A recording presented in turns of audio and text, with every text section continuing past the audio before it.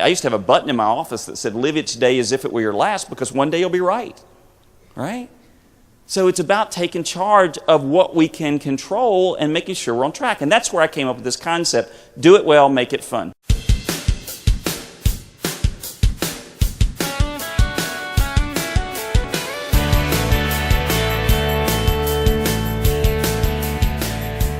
Very simply, do it well, make it fun means seek excellence first in everything you do, whether it's in your personal life or your work life. Seek excellence first, but then make the experience of your work and personal life more fun.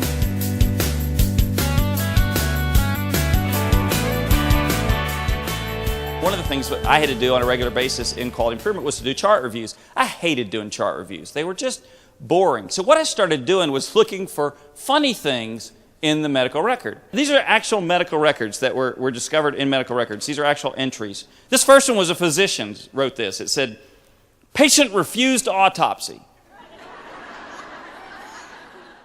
This one, it said, patient was referred to a hospital by a private physician with green stools. This was on a prescription for suppositories. Insert one daily until exhausted. Go look at this on YouTube. You've probably seen it. Many of you have probably seen it. It was one of those early videos that went viral. And it's called the Volkswagen Fun Theory. And they did a bunch of studies to see if they could get people to do things by making them fun. So there's this one great video on there called, and it's just the Volkswagen Fun Theory, where they show the subway station in Stockholm, Sweden. And there's a stairway and an escalator.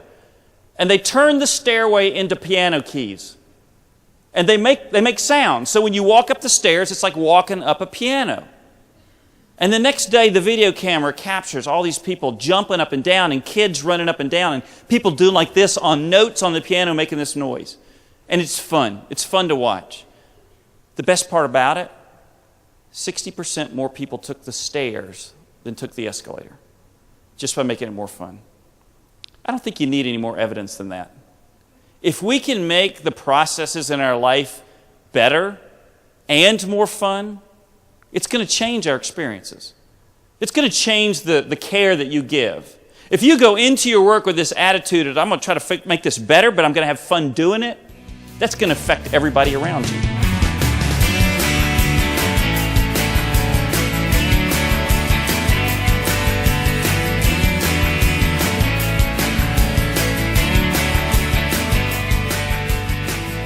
So changing your perspective is the do it well part.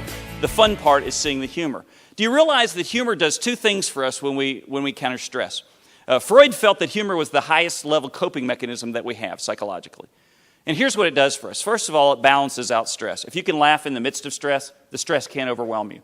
Because you've created a buffer. You've created a distance between you and the stress by laughing in the midst of it. Not necessarily laughing at the stress, but laughing in the midst of it. Something funny happens in the midst of being stressful. Allow yourself to laugh. It'll buffer the stress. The second thing, though, which I think is the most powerful part of humor, is that humor changes our perspective. Now, let me take you back to my quality improvement days. In my quality improvement days, one of the things that's very important in quality or process improvement is brainstorming other perspectives of the problem. So if humor naturally takes your brain to that point, research has shown that if you put people in a brainstorming session but show them something funny before they start brainstorming, they will come up with more options. I was in Oklahoma City one time waiting for my luggage, and that can be stressful, right? Is it actually going to come out? So I'm waiting for my luggage, and they all look alike. The suitcases are all those black roller boards. And so I'm watching the suitcases go by, and I see a black suitcase go by, another black suitcase, a woman's bra, another black suitcase. And right there on the conveyor belt, all by itself, no busted up luggage, no indication that it should be there, is a woman's bra. Now, I don't know what your reaction would be, but my first thought was, how does that happen? I mean, I'm not an engineer, but can it just pop off? I don't know how that works. And my next thought was, and who's going to pick it up?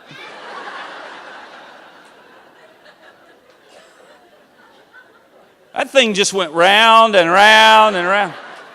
Nobody touched it.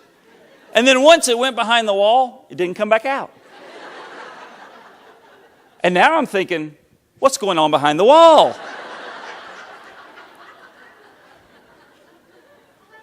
So So that made my day. Nothing's going to ruin my day at that point.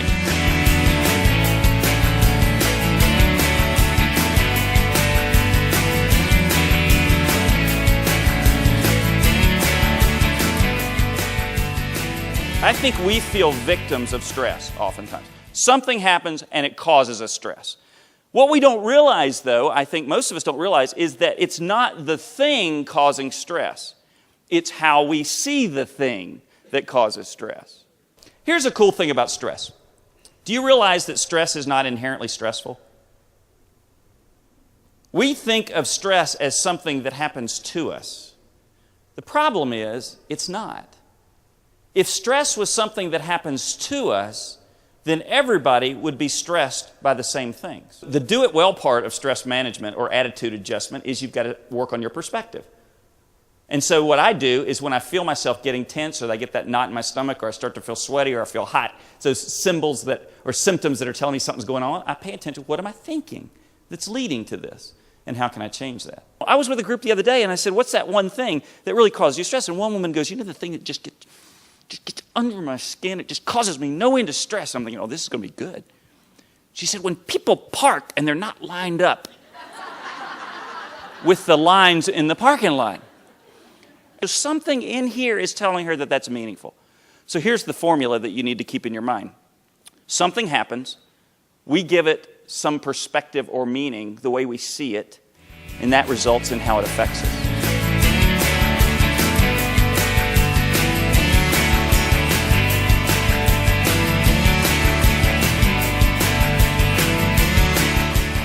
Humor is a great way to get out of a difficult situation. I heard a story about a woman that got pulled over for speeding once. When the cop came up to give her a ticket, she reached out and gave him a get-out-of-jail-free card from Monopoly. And I'm thinking, that's brilliant right there. I read that story that very day. I went to my Monopoly game. I got my card and I put it in the glove box of my car. And I'm thinking, I can't wait. This is going to be awesome. And I didn't get pulled over for 10 years. But finally, I was going home from my sister's on Thanksgiving night. I get pulled over. Middle of the night, nobody on the roads. I get pulled over. And if you've ever been pulled over at night, they got that big spotlight on you. I think they sit back there for a few minutes in case you throw drugs or a body out the window. Kind of makes it more exciting for them. But we're sitting in the car. My wife's in the passenger seat. I'm in the driver's seat. And we're waiting for the cop to come up. And I've got my get-out-of-jail-free card in my hand. And I said to my wife, what a great opportunity.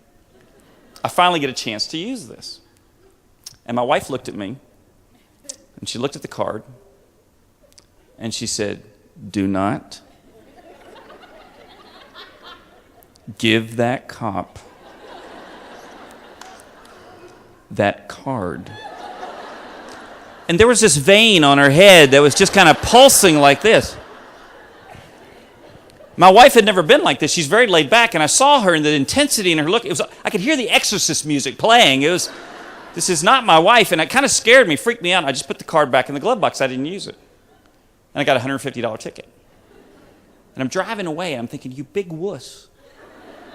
I mean, you're telling everybody to do this stuff. You won't do it yourself. So I got another chance. A few months later, I'm going home from a church meeting and get pulled over. Now, that right there is just not right.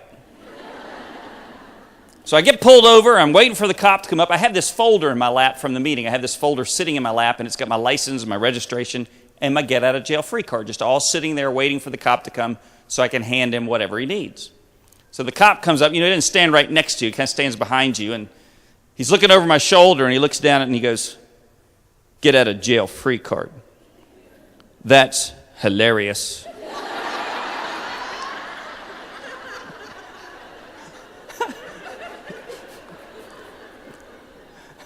I'll just say this. I got a warning.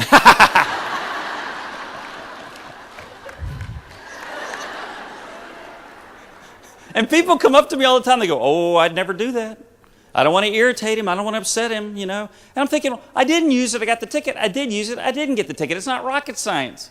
I mean, what do you think he's heard all day? Oh, I wasn't speeding. I think your radar's broken. I didn't see any sign. You know what I said? Oh, yeah, I did it.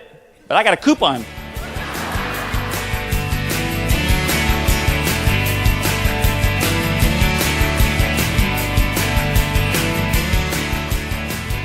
talk about the workplace. Let's talk about the work process. Here's my belief. I may be wrong here, but here's my belief. I think about half of what we do, we love. And the other half, we do to get to do what we love. In every job I was in until this one, I love most of this job. Every time I was in a job, it was about like that. Yeah, I had to put up with this stuff to get to do what I really like to do. So I'm not concerned about the stuff you love to do. That doesn't bother me. Obviously, you're getting fulfillment. You're enjoying that. What I'm concerned about is the stuff that you don't like to do. The things that you have to do that you don't enjoy.